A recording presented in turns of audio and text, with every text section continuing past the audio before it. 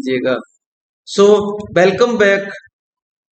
और आज का क्वेश्चन ये है आपके सामने, x square d square by over d x square minus 2 by equal to x square plus 1 upon x. So solution, putting e power z equal to x and z equal to log x in above equation and x square d square by over dx square equal to d into d minus 1 d into d minus 1 into y।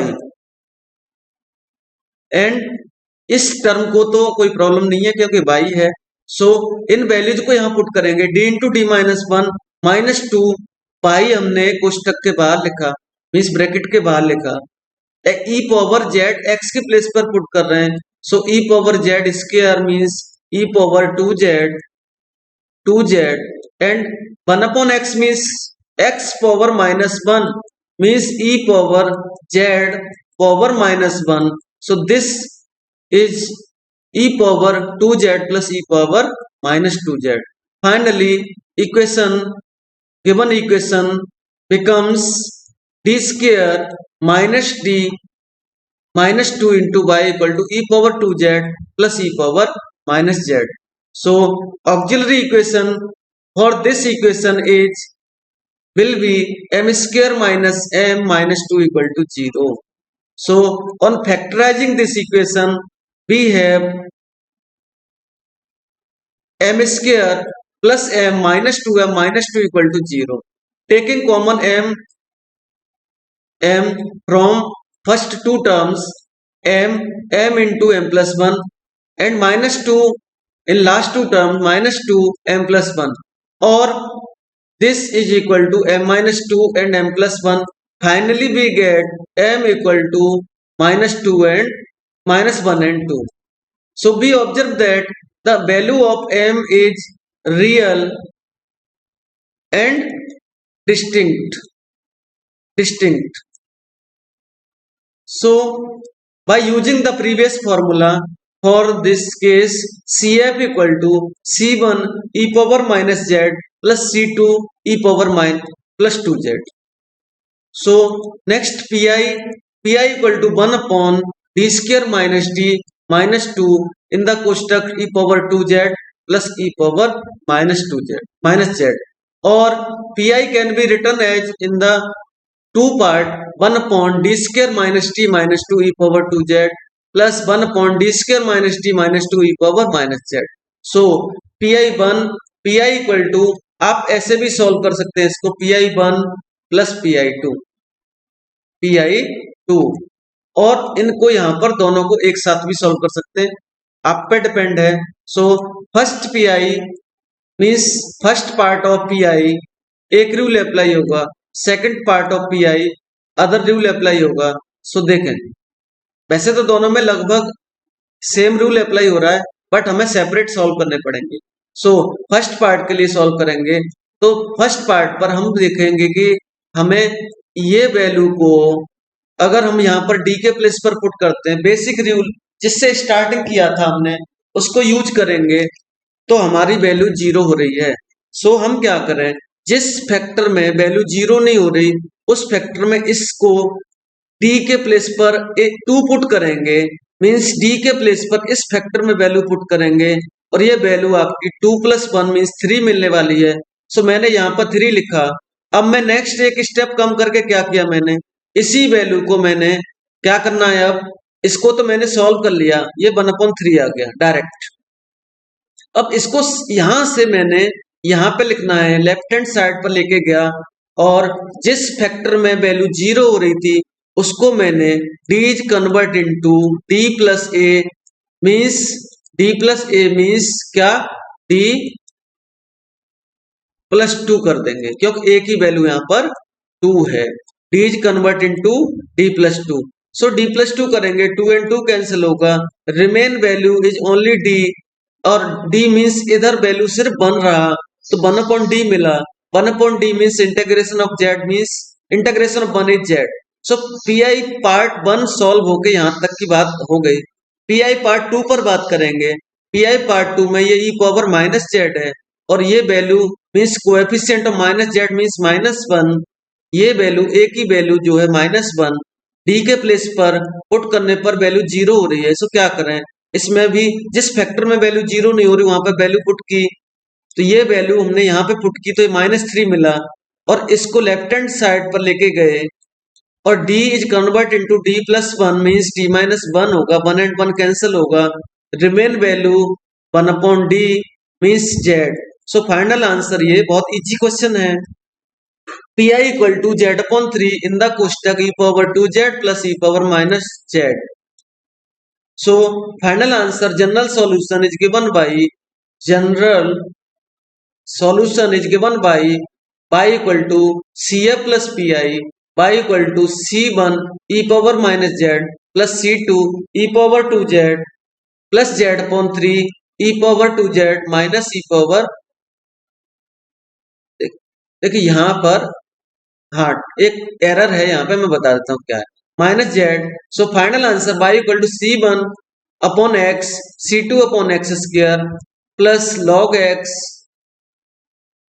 ठीक, log x into x square -1/x। यहाँ पर कुछ चीजें छूटी हुई हैं, क्या रह गया है वो देखते हैं।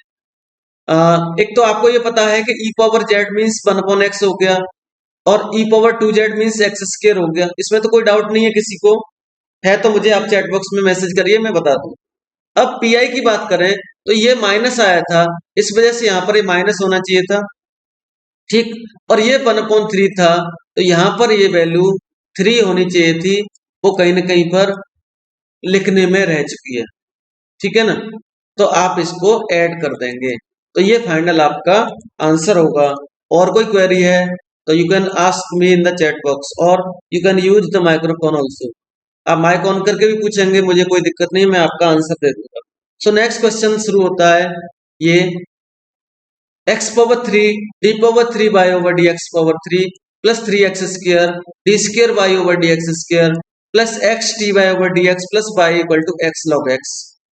इंपॉर्टेंट क्वेश्चन है, फिर प्रीवियस ईयर एग्जामिनेशन क्वेश्चन है, 2014 विंटर में आया हुआ है। सो अभी क्या है, आपको प्रैक्टिस हो गई है, तो बार बार आपको ऐसा नहीं लिखना है कि इसके प्लेस पर क्या पुट करेंगे, इसके प्लेस पर क्या पुट करेंगे, इसके प्लेस पर क्या, नो नीड। आप एग्जाम में तो लिखेंगे, बट यहाँ पर हमने इसलिए नहीं लिखा कि ये क्वेश्चन काफी टाइम इस तरह से हो चुका, थोड़ा सा कम काम करने के लिए डायरेक्ट यहाँ पर इस इक्वेशन को ये कन्वर्ट करेंगे। So by putting the values of x⁻3 d⁻3 x² d² x d by using the rule d into d-1 d-2 plus 3d d into -1 plus d plus 1 and y बाहर, ये value आपको z into e⁻z मिलेगा। On simplifying this equation we have, कुछ value यहाँ पर cancel हो रहे हैं, बहुत कुछ कैंसिल हो रहा है, रिमेन वैल्यू आपको ये मिलती है d⁻3 + 1 into y equal to z into e⁻z। यहाँ तक किसी को कोई भी डाउट नहीं आना चाहिए, वैल्यूज पुट करने के बाद सिंप्लीफाई किया गया direct. So next AE will be means m⁻3 + 1 equal to 0, and we know that the formula for AQ plus BQ equal to A plus B into A² plus B² minus AB। सो इसके factor आपने लिखे m+1, m² minus m+1 equal to 0। So first factor m+1 gives m equal to -1, but second factor एक quadratic equation है जो कि ऐसे ही solve नहीं हो रही, डायरेक्ट फैक्टर नहीं हो रहे। सो आप क्या करेंगे, m equal to -b plus -b² -4ac/2a use करेंगे। So m equal to 1 + √1 - 4/2 means 1 ± √3i/2। Separate divide करने के बाद आप लिखेंगे 1/2 ± i√3/2। सो रूट्स आपके आगे m की वैल्यू एक तो 1 है और एक है 1/2 plus i plus minus i√3/2। सो आप फर्स्ट कौन सी वैल्यू को ले रहे हैं उस पर डिपेंड करेगा। मैंने यहाँ पर m को फर्स्ट लिखा है, इसके बाद इस वैल्यू को alpha plus minus i beta form के अकॉर्डिंग सेकंड वैल्यू लिखा, CF is C1 e power minus Z and e power Z by 2 means alpha की वैल्यू यहाँ पर 2 है, सो अल्फा इंटू एक्स आता है, so Z by 2, C2 cos under root 3 by 2 Z plus C3 sine under root 3 by 2 Z. So pi is 1 upon d power 3 plus 1 into z into e power z. सो अब क्या करें, यहां पर ये एक case है हमारा पी का, E power A X into any function multiplication में दिख रहा है. सो क्या करें, ऐसे केस को सॉल्व करने के लिए ई पावर जेड हमें लेफ्ट हैंड साइड से राइट हैंड साइड पर लेके जाते हैं, D is convert into D plus A करते हैं, और D plus A means coefficient of Z is 1. So finally आपने लिखा ई पावर जेड को यहाँ पे लेके गए, d is convert into d plus 1, so d plus 1 whole power 3 plus 1 into z. Again इसको d plus 1 whole power 3 open करेंगे, d power 3 plus 3d square plus 3d plus 1 plus 1 into z. और इसको फिर से देखेंगे तो 1 and 1 add करेंगे, e power z 1 upon d power 3 plus 3d square plus 3d plus 2. अब यहाँ पर हमारे पास सिर्फ बायनोमियल थ्योरम रूल अप्लाई करने का एक ही मेथड बचता है, binomial theorem. So taking two common करेंगे तो इस वैल्यू को यहाँ पर ऐसे लिखेंगे, ये कोष्टक यहाँ पर क्लोज होना चाहिए था. 2 बाहर लिखा मैंने, ई पावर जेड अपॉन 2, यहाँ पे लिखा 1 अपॉन 1 प्लस ये जितने भी वैल्यू यहाँ पर रिमेन है, इन पूरी वैल्यूज को आप x कंसीडर करिए. अगर आपको सेपरेट करेंगे तो बाद में कर लें, अभी सिर्फ x कंसीडर करें और बाई 2 करते हैं. इसको जब वैल्यू को आप न्यूमरेटर पर लेके जाएंगे डिनोमिनेटर से, तो -1 पावर करेंगे. So P I equal to E power Z upon 2 in the कोष्टक 1 plus T power 3 by 2, separate मैंने 2 को कर दिया, 3 by 2 D square plus 3 by 2 D whole power -1. So we know that the formula for the binomial theorem 1 plus x power n equal to 1 plus nx plus n into n minus 1 upon factorial 2 x square and so on. No need to second term x square term की जरूरत ही नहीं है, क्योंकि यहाँ पर z की degree 1 है और यहाँ पर z की डिग्री 1 है, यहाँ पर already d power 3 d power 2 and d power 1 दिख रहा है. सो d पावर 2 और d पावर 3 तो पहले ही खत्म हो जाएंगे, ऐसा मान लीजिए. डिग्री जैसे ही आपकी एक्स्ट्रा बनती है, इंक्रीज होती है, जेड की डिग्री से जहां मैच करेगा वहां पर रिजल्ट रहेगा, उससे जैसे ही हम एक स्टेप ज्यादा जाएंगे और वो उसको 0 कर डालेगा, खत्म हो जाएगा वो. ठीक है ना. सो ये फिनिश हो गया. 1 प्लस एन एक्स मीन्स ये -1 आएगा तो सभी वैल्यूज को माइनस कर डालेगा, एंड डॉट डॉट डॉट कर दीजिए यहाँ पे तो अच्छा रहेगा.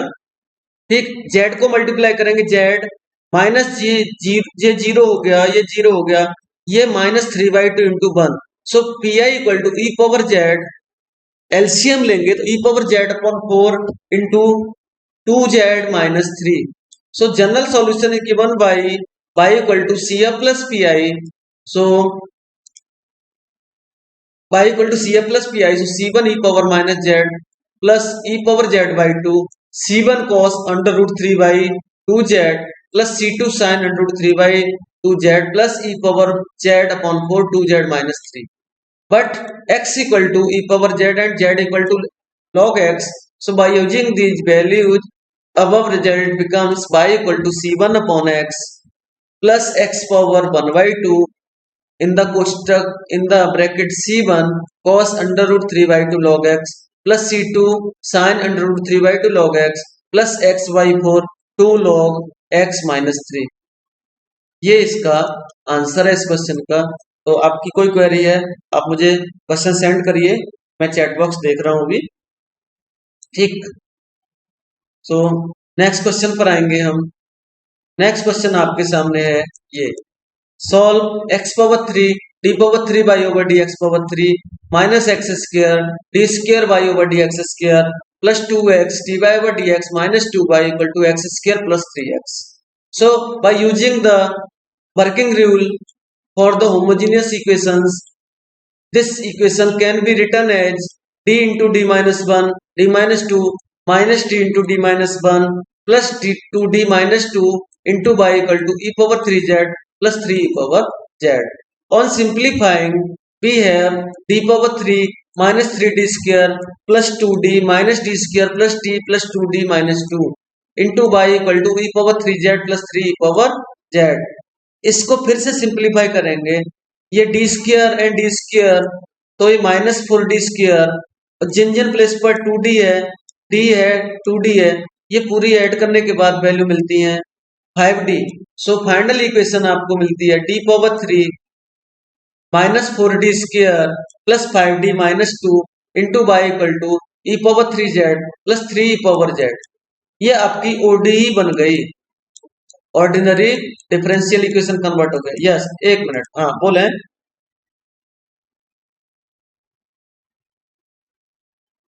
यस मैं करेक्शन कर देता हूँ. Yes correct, e power two z है, इसको करेक्ट कर लीजिए. ठीक है ना. और अगर क्वेश्चन में आगे ई पावर थ्री जेड से सॉल्व हो रहा है तो क्या करें, हम इतने करेक्शंस न करके हम इसको एक्स पावर थ्री भी कर सकते हैं. ठीक है ना. तो जैसा भी क्वेश्चन में आगे आंसर दिखेगा वैसे हम चेंज कर लेंगे. ओके. हो सकता है कि यहाँ पर थ्री हो एक्स पावर थ्री करने में ज्यादा ठीक रहेगा. ओके. सो हम इसका ए ही लिखेंगे. ए विल बी टी को एम पुट करेंगे इस साइड में लेफ्ट हैंड साइड में और इसको जीरो पुट करेंगे. ए लिखने का रूल सभी को पता है, M power three minus four M square plus five M minus two equal to zero. So इसको m की क्या वैल्यू सेटिस्फाई कर रही है ये ऑब्जर्व करने के बाद आपने देखा m की वैल्यू यहाँ पर 1 सेटिस्फाई कर रही है और 2 भी सेटिस्फाई कर रही है.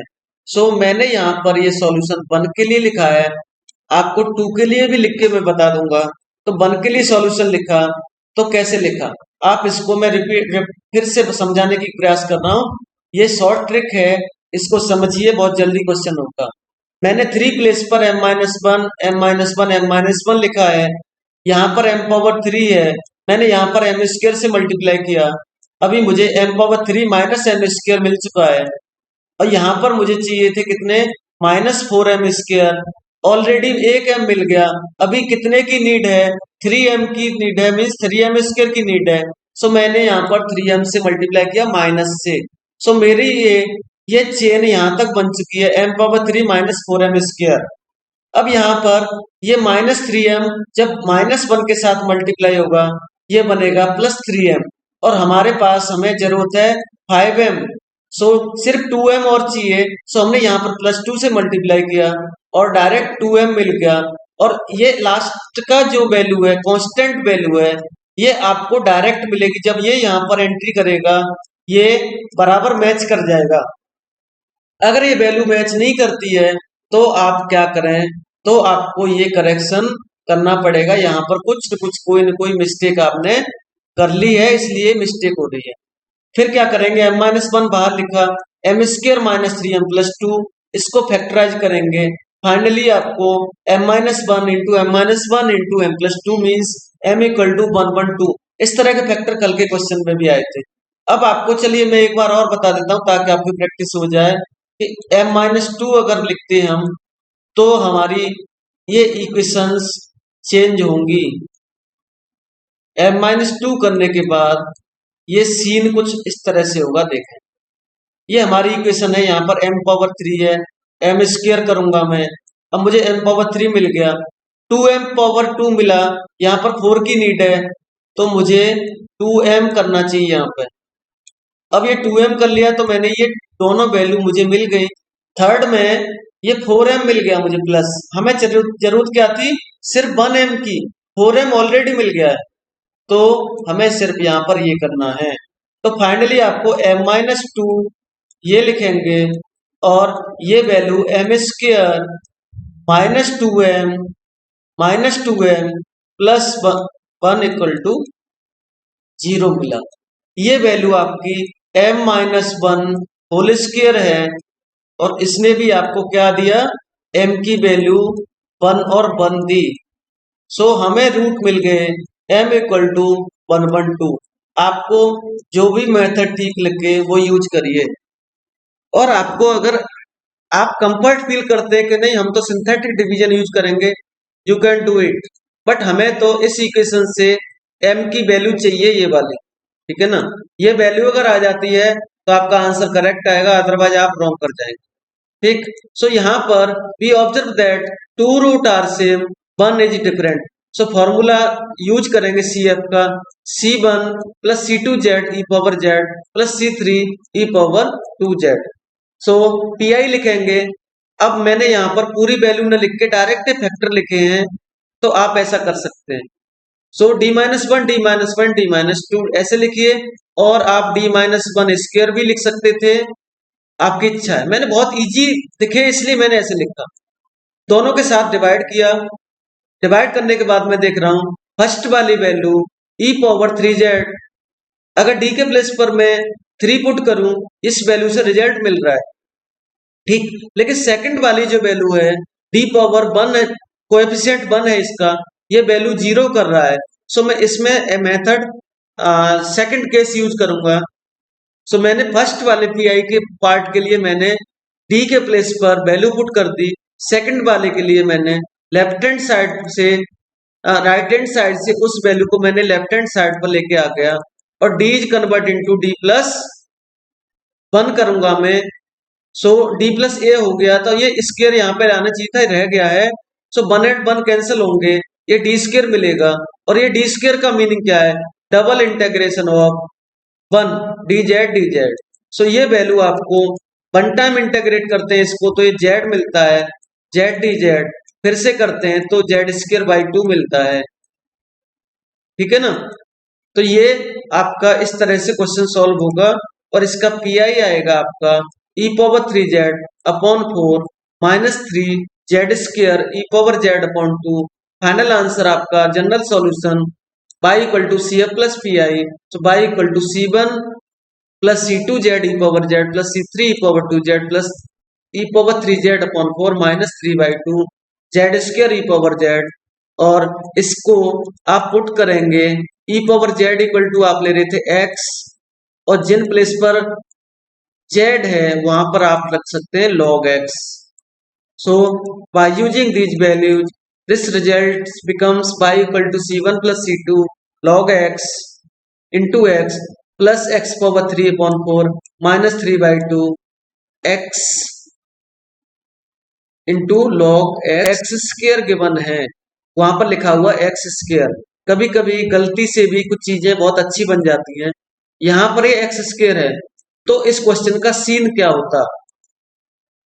तो हम इस जगह पर राइट हैंड साइड में e पावर 2Z करते, और 2Z करने की वजह से क्या होता, ये वैल्यू को ये 0 कर रहा था, यहाँ पे 0 नहीं हो रही थी, तो क्या सीन होता, PI का first part e power 2Z होने के बाद सीन ऐसा होता कि यहाँ पर वैल्यू पुट की तो ये दोनों वैल्यू आपको e पावर, ये तो 2Z कर दिया मैंने इधर, ये वैल्यू को मैंने लिखूंगा तो यहाँ पर 2 माइनस 1, मैंने इसमें डी के प्लेस पर 1 पुट कर दिया, 2 पुट कर दिया, तो ये 1 हो गया वैल्यू, और ये वैल्यू D+2 देता, और ये D-2, ये 2 और 2 कैंसिल होता, ये वैल्यू दोनों 1 हो गई, सिर्फ e पावर 2Z बचता, और यहाँ पर 1/d में रहता, और यहाँ पर सिर्फ 1 रहता। e power 2Z of integration of 1 is this, and this is equal to e power 2Z upon e power 2Z into Z आता। यहाँ पर क्या आया था, 3/e पावर 3Z अपॉन 4 आया था। अगर ये उस तरह से करते तो ये सीन ऐसा होता। तो आपके लिए नया क्वेश्चन